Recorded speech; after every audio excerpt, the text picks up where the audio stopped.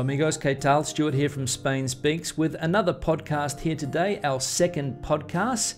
And I'm joined again by John. Hello John, how are you today? I'm good, thank you. And some of the things that we're going to be talking about today, we'll talk about some of our experiences over the last 20 years of living in this country, some of the things that we like about Spain, some of the things that we don't like that much, and we'll also talk about some of the best areas in Spain to visit, to live, some of the places that we've been to, and for people that maybe are thinking about coming to Spain to live and are not yet decided on their destination. Now, the first thing we're going to have a look at this week, John, is a little bit of the feedback that we got from the podcast that we did last week.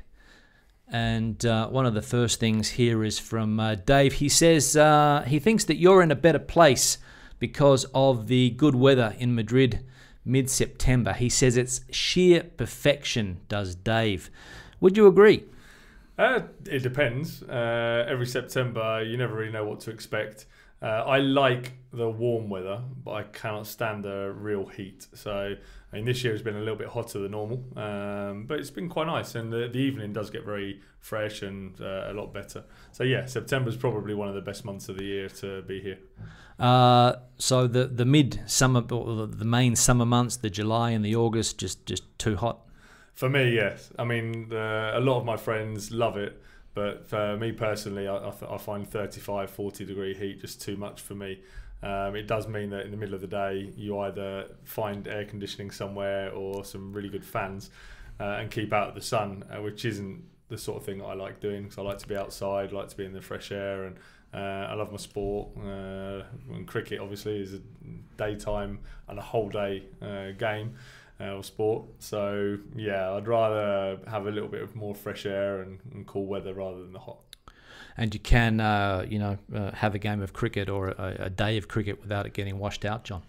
That is a big plus of living here. I mean, not only do we actually, thinking about it, I don't think I've ever had a game of cricket rained off here. We've had rain before. In fact, 2 weeks ago we were in Valencia, and in Valencia we had about 2 hours of rain in the middle of the day, and we did get washed out just for a couple of hours, but we were able to continue afterwards. We didn't have any bad light or anything in the afternoon, and we managed to finish the game. So that's a really big plus point of living here. Yeah, so you get lots of long sunny days. Yes. A little bit cold for me in winter though, I will say, living here in Madrid in the Spanish meseta. A little bit cold in winter, very dry. Well, I should imagine for you it is, from what you were used to, obviously, back home. For me, I actually quite like the winter here in Madrid. It is cold, but I'm used to that from being in the UK. And it's actually better than the UK with less wind and less rain. So the weather is actually quite pleasant in the winter, really. That is one thing I do like about the weather here in Madrid. And it's something that I think a lot of people don't understand from the UK, is that Spain is an extremely large country and the weather isn't the same in the whole of Spain. So I often get people saying, "Oh, but it's cold." It's like, yeah. Yeah, it does vary a lot from north to south, that's right. But I mean, there are some places where you get perfect weather. The Canary Islands, for example, could be classified as almost perfect if you like that, constant sunshine and, 25, 26 degrees. But of course, as soon as you come to the mainland, you do get those variations and hot summers, cooler, dry winters. The north's very green, more British-like weather probably in Asturias, Galicia, Basque Country, Cantabria. So yeah, you can find, there is a lot of variety. You can find the perfect place for you, I suppose. Now, another comment here was from Tom. Tom lives in Barcelona. He's an English teacher as well. He says, some nice points. I agree with everything John said on the perception of the British and the uncertainty created by the Brexit vote. Exodus may make those of us who stay more marketable, though. Interesting point. Definitely interesting point. I mean, I've got to admit, being here, I actually have a waiting list for students. I just don't have enough hours in the day, which is fantastic. And you feel appreciated. Everyone enjoys their classes and things. So, I mean, I don't think it's really going to affect me too much because I already have a waiting list, even if there are people leaving the city. But I should imagine on the coast, it may well affect a lot of people in a positive way. If people are leaving, obviously creates more opportunity for those that are staying. So, yeah, I think it's a pretty good point. Well, it's a good point just in general for English speakers because obviously, my main competition is people from the UK. And of course, if a lot of English people do decide to go back and give up their teaching jobs, a lot more opportunity for the rest of us as well, probably. So it is a good point. Yeah, I mean, I've got to admit, though, I don't think this exodus, as they call it, is going to really affect Madrid too much because the people that come to Madrid, most of us have come to Madrid for different reasons to the people that go to the coast. So, I mean, I've come to Madrid because I've married a Spanish girl and she's from Madrid, so we ended up here. I think most of the people that come to Spain are looking for the good weather, they're looking for the beach. So the ones that come to Madrid are here for a specific reason, maybe studying, and then they've enjoyed the city and they've stayed here. Some have come for a romantic reason. Other people have come here because of a job. So I think it's more specific, whereas on the coast, it's sort of trying a new way of life. And they're looking for that sort of vacation area atmosphere.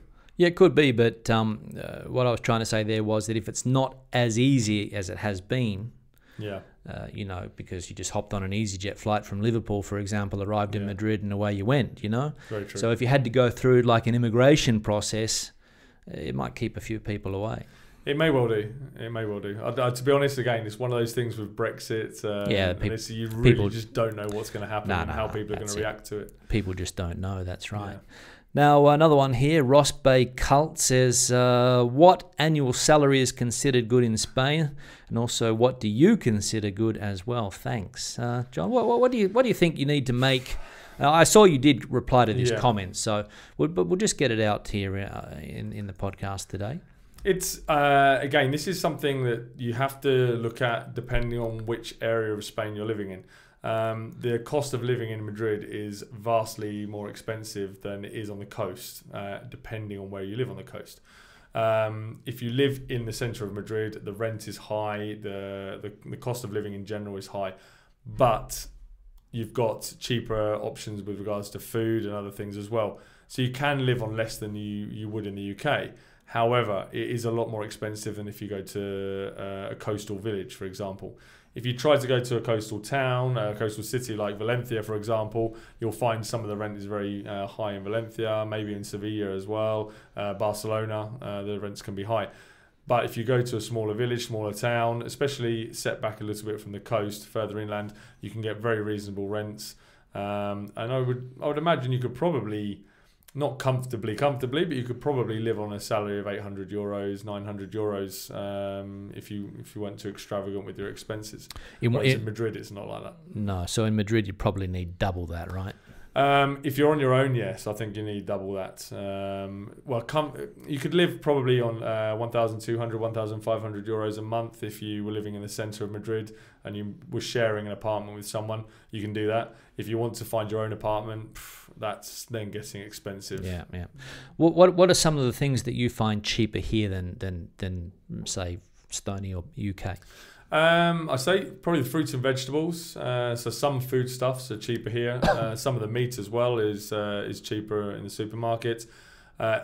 Definitely going out for dinner is a lot cheaper than the UK. Yeah, it's a lot cheaper than the UK for eating out in restaurants. If you go to pubs in the UK and other places like that, you can get very reasonable priced food. So what do you pay for? So in the UK, for a couple go out for dinner to a restaurant, what type of money are you paying? I don't think I would ever go anywhere and not spend a minimum of 40, 50 pounds. 40 or 50 pounds for both? For both of us, yeah. Whereas here? And that's just with having maybe one, possibly two drinks, depending on where you go. And that would be a minimum, I would say. Here, you can quite easily go out for dinner. If you look at the dinner side of things, you can quite easily go out for dinner and spend 15 euros each with a drink or two. depending on where you go and what you do again. So you're talking about 30 euros, 35 euros, maybe 40 euros max, which is a fair bit cheaper than what I would normally spend in the UK. Yeah, so a fair bit cheaper. Yeah. To go out your entertainment costs, let's say, right? Yeah. I mean, anywhere like that. Even going out for drinks at night time, it's cheaper. If you go into the centre of Madrid, it's a capital city. You've got to expect the more expensive prices. But you can find cheap things there. I mean, Madrid has a lot of choice. Yes. I think, for example, you can still, on a Friday night for 2 people, you can get a reasonably cheap meal. Oh, definitely. And again, it depends on what type of meal you want and what restaurants you're going to pick. But yeah, I mean, you could very easily go out and find somewhere with a drink for 15 euros per person. That's not a problem. No. Especially if you go to bars, tapas bars and restaurants like that. I mean, you can even do it cheaper than that, depending on how much you want to eat. Yeah, you can. So it can be expensive or cheap depending on where you go. So I reckon that nowadays, obviously with the cost of living, there are some things that have gone up. Electricity prices, gas prices, all those things.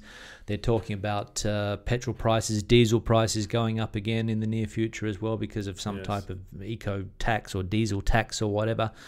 So I reckon, to live comfortably in Madrid, single, I reckon 1,500, 1,600, you could probably do it, Definitely. 450 for a room if you wanted to share. If you're sharing, if you're sharing. If you want to go somewhere. Well, if you want to get your own place, for less than $1,000, you're not going to find much, I don't think. No. So that's it. So, I mean, and you can make that, I mean, doing what we do, teaching English, you can make that as long as you're willing to put in a bit of elbow grease. Yeah, exactly. I think in the centre of Madrid, most people are charging for English classes between 20 and 30 euros per hour, depending on what they're teaching and who they're teaching and how many people they're teaching. So it is quite a reasonable rate, and it's certainly more than what an average Spanish person would be receiving per hour. I think that's important to know. I think the average wage is still under 1,000 euros a month in Spain. Is it? That's the last thing I read. How accurate that is and how good that article was, I don't know. But it's been like that for quite some time. And most Spanish people I know, if they're earning 1,200 euros a month, they're sort of not happy, but they're content. They're not worried about money. They can get by on it, but the wages aren't high here at all, not compared to the UK. Yeah, I find that there's people that make a lot of money. There's people that make quite a good salary in the middle, and then there's a lot of people that make, as you said, between 800 and 1,200 a month. And those are the people that seem to be struggling. Yes. And you look at a lot of the new jobs that are being offered now, especially post-crisis, for more than those salaries have really come down. I've heard stories of people that were making 2,000 euros before the crisis, and they've come back into the labour market in 2014, 2015, and they're on 800, 900 euros a month. So Oh, definitely. To give you an example of personal experience, I was working for a chain of gymnasiums as a technician. I was basically head of installations and after sales for a company here. I was earning about 40,000 euros per year. So that equated to about 2,300 euros a month after tax. And I was doing very well. I was very happy with it. It's not a huge amount of money compared to what I would be getting for the same job in the UK. That's for sure. But it was a decent wage for here. You could live well. Oh god, yeah. It was a good wage for here. However, when the crisis hit, I managed to continue my role in that company for another 3 or 4 years until the company eventually hit problems. It was a luxury chain of gyms, so it got hit with all the low-cost gyms, and it eventually went out of business. And when it went out of business, the first thought was try and find a similar job in another company. And when I did that, the money that they were offering was in between 18 and 24,000 euros a year. So a lot less. So a lot less for doing exactly the same job. And that was one of the reasons why I went into teaching. I actually fell into teaching by accident and just fell in love with it the first few months that I started doing it. and I never looked back since. So it actually did me a good favour. But it took you a while to get into it. Yeah, I basically did it as a favour at the beginning. When I lost my job, we were in a limbo. It was a very weird bureaucratic nightmare. We have something when you become redundant, it's called an ERE. Yep. And basically I had to... It's like a redundancy plan or something, is it? Yeah. The government has a fund set up for when companies go out of business completely and go bankrupt. You go into an ERE. The company gives you... Do you know what that acronym stands for? To be honest, no, I don't. I have no idea. Yeah, it's something. I don't know the first one, but the second two are regulación de empleo. Yeah. So I'd probably have to let me just Google it and see what it stands for. But yeah, it's something along those lines. But it's like a redundancy package that the companies have to expediente de regulación de empleo. Okay, so it's what companies have to do if they want to fire people. They have to get government permission. Yes. They have to go through becomes very bureaucratic. It's not easy to hire and fire people. No, and it's actually quite a long process as well. It was for me anyway. The company went bust in February. We were in administration.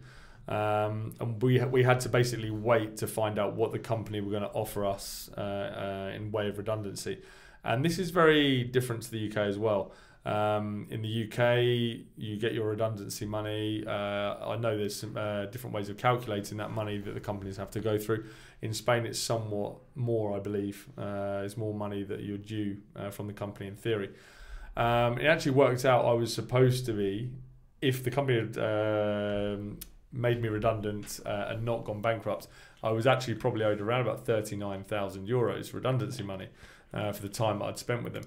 But because they'd gone bankrupt, it had to go through the administrators first, and then when the administrators had seen how much money was available for all of the 82 employees, then that was split between all the 82 employees, and then we had to go through to the government to claim the rest. And that's called, it's a fund called Fogasa.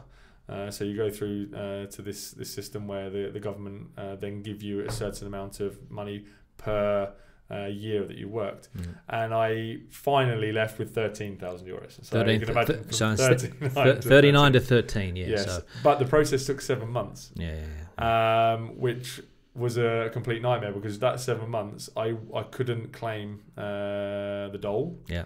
If I took another job, it was going to make things somewhat difficult as well. So you were in financial limbo for 7 months. Yeah, and that's basically where I started teaching. A few of my friends had some children that they really wanted to have extra classes with after school, but they wanted something a bit different. And they'd asked me before, and I just didn't have time. And at this point, they said, "Well, do you want to have a go?" I was like, "Yeah, go on then." And we started doing it. I already had an idea of what I thought was the best way of teaching children in Spain to go alongside what they learn at school.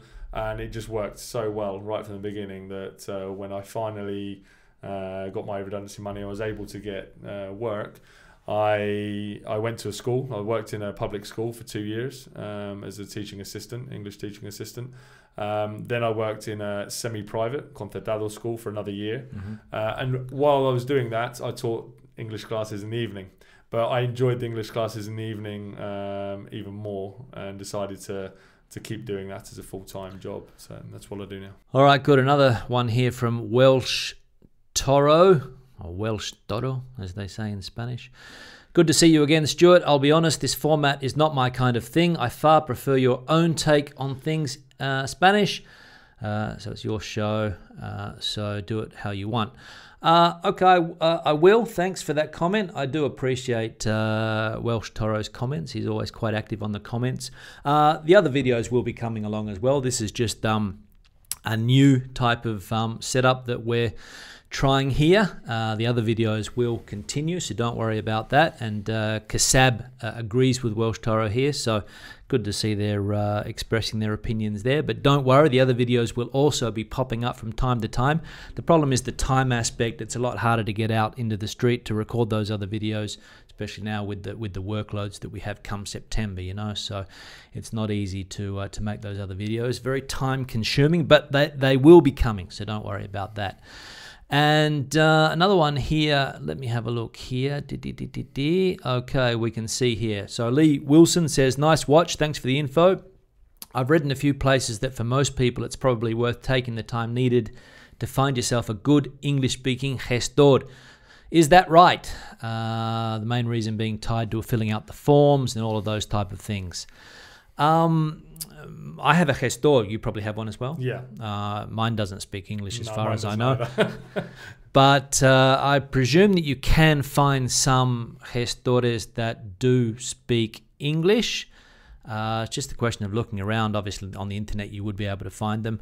The reason I go through a gestor, obviously for business purposes as well, but even when I was doing my my residency and all of those things that I needed to do when I first came, I decided to use a gestor. If you don't know what a gestor is, it's a person that basically is in between you and the bureaucracy. So they handle all of the paperwork. You pay them a small fee, normally around 50 or 60 euros, depending on what they do. That's been my experience. And they take care of all that paperwork, all that red tape, all that difficult bureaucratic stuff, because they know how the system works. And a lot of the government organizations here in Madrid, they have special areas for these people. So for example, if you want to get your driver's license renewed, there's a queue for everybody else, which is normally about 200 meters long every hour of the day. And then there's a queue for the gestores, or for these middlemen, or whatever you want to call them, which is always a lot quicker. So by paying that 50 euros, you avoid all of the other problems that you can potentially have. And there's nothing more frustrating than going to one of these places and you're missing one document, and then you have to make another appointment to go back. And basically, these people take care of all of that stuff for you, right? It's definitely worthwhile. I mean, I wouldn't go back. You've also got the other aspect is your tax returns every year as well. Yeah. They look after that for you. And if they've been doing your paperwork throughout the year, that makes it a lot easier for them to do it a lot faster. So I think gestor is definitely the way to go. I would definitely recommend it. If you first get to Spain and you don't speak Spanish, you're still learning, then yes, I would recommend getting an English-speaking gestor if you can. But I would also recommend that you learn Spanish quickly, because you'll find that by using Spanish-speaking companies and Spanish-speaking people, one, you'll get more respect, and two, you'll probably find it cheaper. Yeah, and there is the other aspect that you can also go. There's a lot of lawyers offering their services for these things as well. Yeah. But I think for a lot of the basic things, you don't actually have to get a lawyer, because they're a lot more expensive. The gestor, who's not, they're normally not lawyers. They normally just have a business degree or something like that, maybe an official qualification. They charge a lot less than lawyers do normally. Yeah, it's kind of like a mix between an accountant and a lawyer. It's something in between. It's, that's normally what they do. They handle all of this type of stuff, and it just takes that what's the word I'm looking for, the difficult aspect of the bureaucracy. I mean, when I first came, you can find yourself standing in queues all day. You can find yourself getting frustrated a lot, and let's be honest, public servants are not the friendliest people in the world either. So if you can avoid that aspect by paying 50 euros to somebody, or 60 or 70 or whatever the price they charge, for me it's worth it. Yeah, no, I wouldn't go back. As I said, I'm quite happy with a gestor. And the other thing is, I speak fluent Spanish, but when you start looking at Spanish documents, Spanish bureaucracy, you're looking at legal terms, and it can get somewhat more difficult the way they write it. If you only have to think of the way an English document, a legal document, is written, and how that is in English, and how different the language is, imagine it in Spanish as well. So I'm really happy with a gestor, and I would definitely recommend it to anyone. All right, good. Okay, so I'll just pick up on something that you just said there, John, regarding language and being fluent in Spanish. How important was that, do you think, or how important is that for your general day to day? Now, obviously, before you go on, you're in a relationship with a Spanish lady, so that's easier in that sense, I suppose, as well. But just on the day to day, dealing with all the aspects of living here in Spain, the language skills are fundamental, I would think.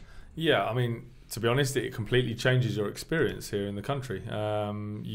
You're having relationships with people every day, depending on whether it's work relationships, social relationships, but also when you go shopping, when you go to the post office, and you need to speak the language to be able to get by better, and they really respect you for trying, even if you are just a beginner and you want to try talking in Spanish but maybe not quite get there. They appreciate the effort, and I think that helps an awful lot. And it also helps with your basic relationships with people that you meet. Friends are going to be few and far between Spanish if you're only going to speak English. So if you go somewhere like Madrid, you're going to need to speak some Spanish to be able to make more friends and socialise more often. Otherwise, you're going to be stuck in a bit of a rut. On the coast, not so much, but that's another issue. So how long did it take you to learn Spanish?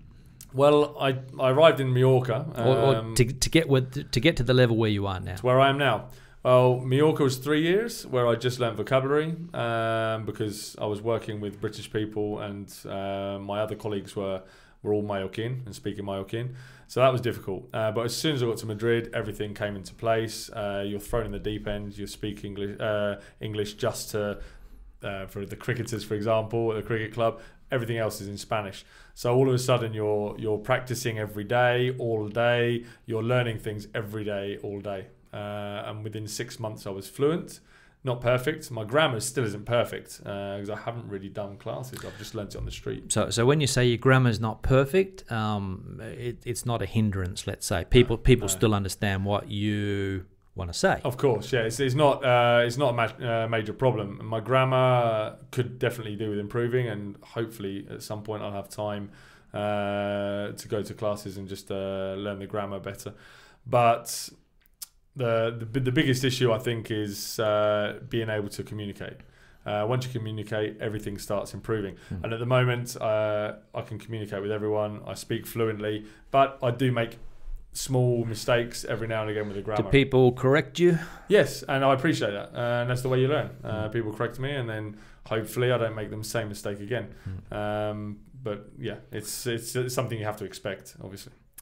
And obviously, from an accent point of view, people know as soon as you open your mouth that you're not Spanish, of course. Yes. And that's all part of the process as well, I think, you know.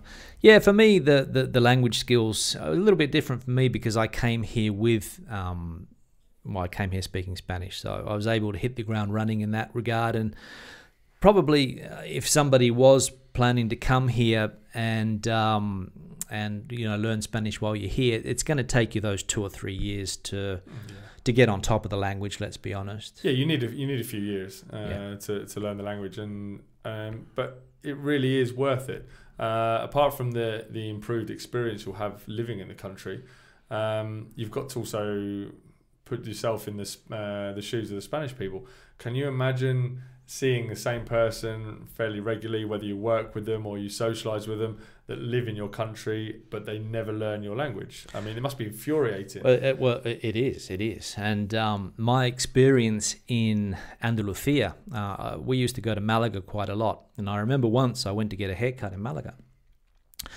And I sat down in the chair, and the guy came up to me and he said, I think he said in English, how do you want your haircut? And I said, well, pues quítame un poquito de aquí, and I said what I wanted to say in Spanish, and he said, you don't live in Malaga, right? And I said, no, I live in Madrid. He said, well, yeah, you can see that because everybody that comes in here, every English person that comes in here, the first thing they do, or I say English, but it could be German or whatever. Yes. They just automatically speak in English, or they don't even make an effort a lot of the time.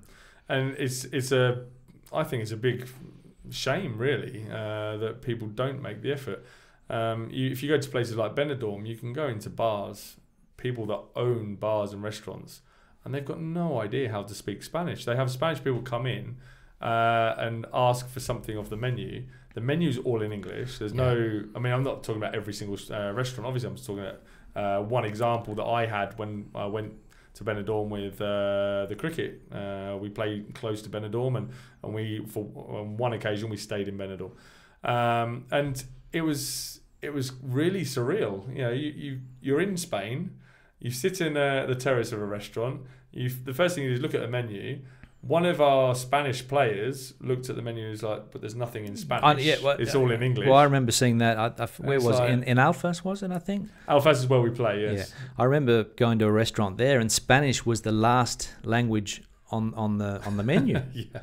So you had all of these other languages first, and Spanish was the last one there. So it's a bit of an insult to the Spanish people. Yeah, I think it's awful, really. I don't like it at all. But then I am also very much against personally for me going to these areas to have a holiday anyway. I mean, it's not the sort of place I would want to go on holiday in Spain. I heard another story once of a guy who opened a bar in a place in Malaga called Torre del Mar, which, do you know that area of Malaga? I don't really know Malaga very well. Actually, I've been there a couple of times. So Malaga, you've got the one side where you've got Marbella, Torremolinos, and all that side, and then on the other side you've got places like Nerja, Torre del Mar, going towards. I know more the Marbella side of. Well, it's on the opposite side. Yeah. And he opened a bar in this place because there's a lot of tourist activity, and he put a sign up in the bar that said "No Español," thinking that no Spanish, that he didn't speak Spanish, and Spanish people were offended because they thought that they weren't allowed to come into the bar. No Español. Looks like that. Yeah. Well, that's it. So obviously the language skills were lacking for this individual as well. And I don't know whether his business took off or not, but you can't depend on the foreign tourist always if you're in those places, because 90% of the people are obviously local. Yeah, it's a shame. It's something I think people need to think about carefully when they move to Spain or any other country for that matter. Fundamental, try and learn the language. And I mean, let's be honest, Spanish is not the most difficult language to learn. I mean, it's phonetic, it's reasonably easy. I mean, you can say una botella de agua, porfa, and somebody's going to understand what you're saying. You don't have to pronounce the word pollo perfectly. You can say polo, and somebody's going to understand what you mean. Do you know what I mean? Yeah, it's one of those languages where I think on one side of it, it's quite easy to pick it up. As you say, phonetically, the letters are all pronounced the same, so it's quite easy to pick up the language that way. The one thing I think is a little bit more difficult with Spanish, which I found a lot more difficult at the beginning, was understanding what other people were saying when they were speaking to me in Spanish without slowing down. Yeah. They speak very fast. But I mean, we do as well, though. We do as well, but I found the words all sound. They could say a whole phrase and it sounded like one word. Yeah. Because it just all seemed to fit in together. Yeah. And I found that difficult. That was probably the biggest sort of hurdle I had of learning Spanish, was the listening at the beginning. But I think after about 6 months of watching TV in Spanish, reading the newspaper in Spanish, speaking to Spanish people every day, working with Spanish people, you pick it up and people appreciate it. Every day you get a little bit better, and it's a good way of making new friends as well, because they actually talk to you more because they want to try and help you. I think the Spanish people are great like that. When you're trying to learn Spanish, they will try and help you. I think there's always going to be a barrier, though. It's not as easy for people, at least for me, it's not as easy to have that relationship in a foreign language that I can with English-speaking people. It takes a little bit longer, and sometimes people, they don't get the quirks and some of those things that, because maybe in English you're a funny guy, maybe you like to crack a joke every now and again, but those jokes go down like a lead balloon sometimes in Spain. Do you know what I mean? Yeah, I understand what you mean, but I actually find that sometimes those things actually make a relationship work better and faster, because you'll come out with something. One of the things that still is said today with my friends.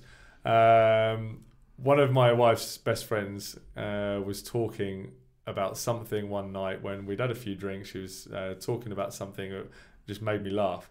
And I said to her, "You're talking out of your ass." And she was like, "What?" I'm like, "You're talking out of your ass." And she said, "Well, what do you mean?" And I translated it into Spanish. At the time we had a couple of English people there as well.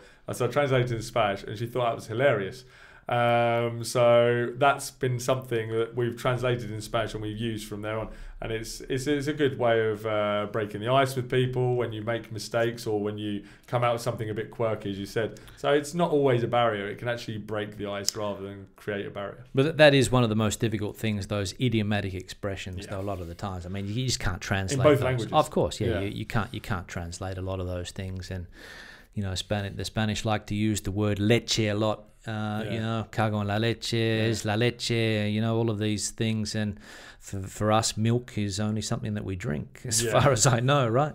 Exactly. So, I mean, it's one of those things you just have to get used to and you have to learn. It's the but those are all the things that you do pick up. But, you know, I mean, there's always going to be those things. And I suppose when you do learn a language, you know, it is difficult to, you know, to take that step. And some people are good at languages, some people aren't. And, you know, I suppose I can understand people feel more comfortable moving around in their own circles, making friends with people that, you know, they can have a true relation, you know, a stronger relationship with, let's say. Yeah. So, I mean, you know, that's obviously one of the reasons people don't decide to learn the language, or they just consider it to be too hard. Yeah, but I think everything's hard when you don't know something. Until you actually learn it, it's always going to be hard. So you have to make the effort. Yeah. And I mean, you know, living here, you know, you've got access to newspaper. Well, nowadays with the internet, there's no problem. You've got access to everything. But, you know, I mean, you can just go and sit in a bar and listen to two Spanish people speak, you know, and try and, you know, understand what they're saying. Even at home, I mean, how many people now don't have access to subtitles on the television or Netflix or HBO or all of Amazon? all of those things are readily available now. If you live in Spain, or even if you're thinking of living in Spain, I mean, one of the things I would definitely suggest is find a television series that you really enjoy. A Spanish one? Could be Spanish, could be English, but if you can get the audio into Spanish. So once you have the subtitles in English, you can watch the audio. Watch the series with the audio in Spanish. You can refer to the English subtitles if you need them, and then as you get better, you improve. Change the subtitles into Spanish, so keep the subtitles on there but keep them in Spanish, and then if you don't get a little bit lost in the series, you can refer back to the subtitles in Spanish, pick up a few more words, the spelling, it also helps. And then when you're getting to a point where you don't need them anymore, take off the subtitles and just concentrate on the audio and listening to it. There's a couple of series on Netflix, I think Netflix or HBO, which I would definitely suggest are a good watch in Spanish. Vis a Vis and Casa de Papel. They are Spanish series. They're both Spanish series, but they're really good. I find them very interesting. They're fast and enjoyable to watch. And I would say they were a good alternative. For example, Vis a Vis is kind of like the alternative to Orange is the New Black. And if you put the subtitles on in English at the beginning, you should be able to follow it quite easily. And that's another point, that, you know, living here now, it's a lot easier to. You talked about Netflix, HBO, all of these things are available here now. Even if you have the local system, which is Movistar, all of the series there, you can change the language quite easily. The internet gives you access to all of the local press, radio stations, all of those things that we didn't have when we first came. I mean, it was so difficult to get, you know, to even listen to a TV show in English or listen to the radio, get an English newspaper. It was impossible when we first came. Difficult. But nowadays, there's just all of this stuff is just at your fingertips here on the internet. So when it comes to learning a language, if you put that into a Spanish context, you know, all of the Spanish newspapers online, you've got the radio stations. I mean, there's no excuse for not learning a language nowadays. No, not at all. I mean, in theory, it should be easier. If you watch something in English and they put the subtitles on, you read El País, the newspaper. If there's something you don't understand, you just minimize the screen, look up on word reference, and you find out what that word is that it's talking about. It should be a lot easier to learn the language with the internet nowadays. However, we've got the opposite problem. People get lazy. So what happens now is, instead of using the technology for the benefits to learn the language, they use it to make their life more comfortable in English. So instead of learning the language, they get the Netflix, get Movistar Plus, and all of these other things. They use the internet, and then they put everything in English. Yeah, so you can live in your cocoon. Yeah, and that's it's a shame. I think we need to sort of get out and give it a try. All right, now we're coming up to the last part of the podcast for this week. I just want to talk about some of the likes and dislikes, some of the pros and cons. This is, I did a video a couple of years ago about this. It's one of the ones that most people have watched, my pros and cons of living in Spain. Well, what are some of the things that you like the most about Spain, John? I love the Spanish people. I think they're fantastic. I enjoy spending time with them. I enjoy their quirkiness in some respects. They're just great people. I love the country. I think the country is amazing. It's so different from the north to the south. I've got to admit, my favourite area is the north of Spain. The north? Yeah. You like the greenery? Yeah, it's more like the English countryside. You've got more trees, more greenery. The weather's cooler. And the scenery is it's amazing. It's fantastic. It really is good. But if you want to, instead of going to the north, well, we're in Madrid. Well, instead of going north, we'll go to the east. Let's go to the beach, and you spend a weekend at the beach. Not really my kettle of fish. But if you want to go to the beach, my kids love the beach. Well, we can go to the beach for a weekend, and it's only 3.5 hour drive. And then you go down south, you've got another different experience. The whole country has diversity. It's diverse. It has different things you can enjoy. And even in Madrid, if you look at Madrid, we're in a small town on the edge of Madrid. We have a different way of life here than we do if we lived in the centre of the city. Absolutely. And then on the other side of the city, we've got the mountains. You can go skiing in the mountains. Well, you can try. You can try in the winter. If you get there at 6 o'clock in the morning. Yeah, it gets a little bit busy. But yeah, I mean, it does give you options to do different things. You've got the rivers in the mountains as well. You can go hiking. You can go fishing. For those people that like this sort of thing, you can go hunting. But there's lots of different things you can do outside of the city as well, and it's just like 45-minute, 50-minute drive. So that's one of the biggest things I love about Spain. Yeah. No, I would agree there that the diversity, the variety that you can get from north to south, to east to west. One of my favourite areas, in fact, is Extremadura, which you'll be going through later today. It's one of my favourite areas. It's a great place, and not many tourists end up going there, I don't think, to a lot of the places there. So, that's one of the places that I would recommend people visit if they do decide to come to Spain. I don't like Levante very much. I don't like the Mediterranean. Firstly, it's a bit humid for me. The weather, the water's too warm, and it's. I haven't really spent a lot of time there, so I can't really comment. But I wouldn't I don't think I would. I could live on the Levante coast. There's some areas I like, but more inland rather than on the coast itself. And I think one of the things that I don't like is the amount of tourism and the amount of tourists in the area, because they all go for the beach, and it just doesn't appeal to me too much. No, but you are right. Yeah, if you go inland, 20 or 30 kilometres, you can find some fantastic villages and towns. In that area.